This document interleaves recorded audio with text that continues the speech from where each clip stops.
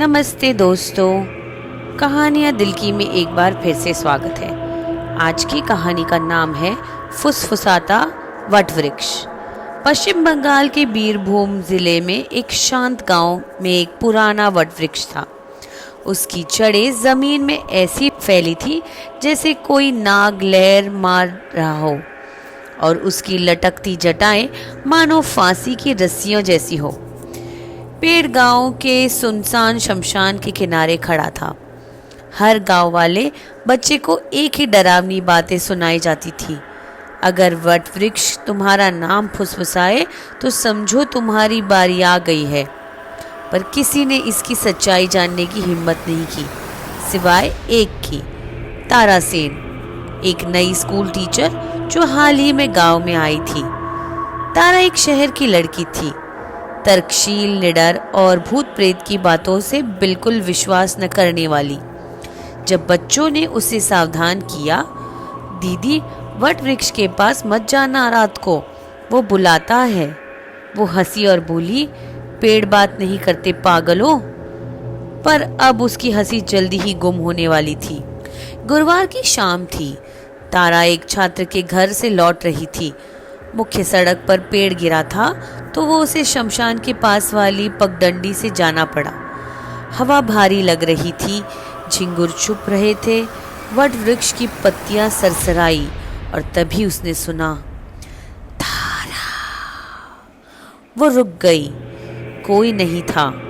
वो हंसी, हवा रही होगी, और तेज चलने लगी। अगली रात तेज बारिश हुई, बिजली कड़की और सड़कें जलमल हो गई। फिर वही रास्ता चुनना पड़ा। इस बार आवाज और तेज थी, तारा भागो। अब ये हवा नहीं थी, ये आवाज बिल्कुल उसके कान के पास से जैसे कोई गया ऐसे लग रही थी। उसका दिल बैठ गया, बालों में ठंडी सांस सी महसूस हुई। छाता उड़ गया। वो पागलों की तरह भागी, गिरी, फिसली और किसी तरह घर पहुंची। कपड़े भीगे, आंखें डरी हुई।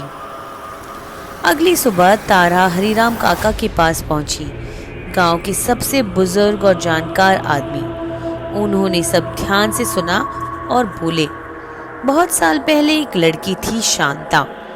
गांव में महामारी फैली थी। एक साधु ने कहा था कि किसी की बलि देनी होगी। उन्होंने शांता को वटवृक्ष पर बांध दिया था। तारा सन्न रह गई।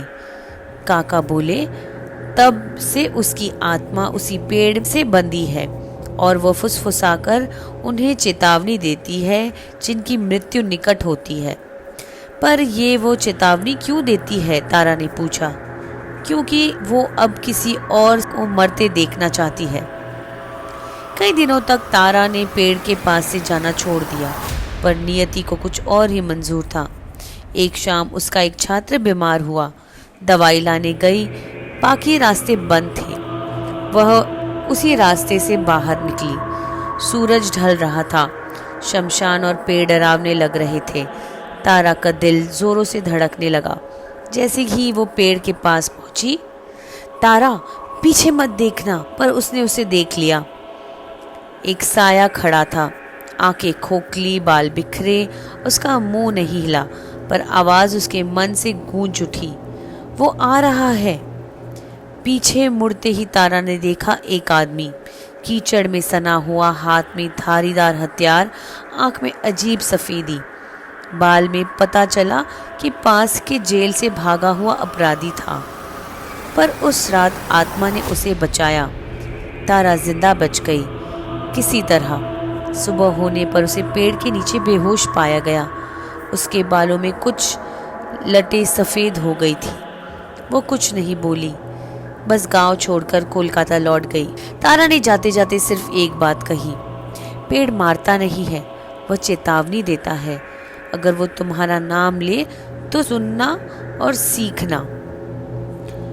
आज भी गांव वाले हर अमावस्या को उस वटवृक्ष के नीचे एक दिया जलाते हैं, शांता की आत्मा के लिए, जो अब वहाँ है, फुसफुसाती हुई, ताकि कोई और न मरे। ये कहानी हमें याद दिलाती है कि कभी कभी आत्माएं नुकसान पहुँचाने नहीं, बचाने आती हैं।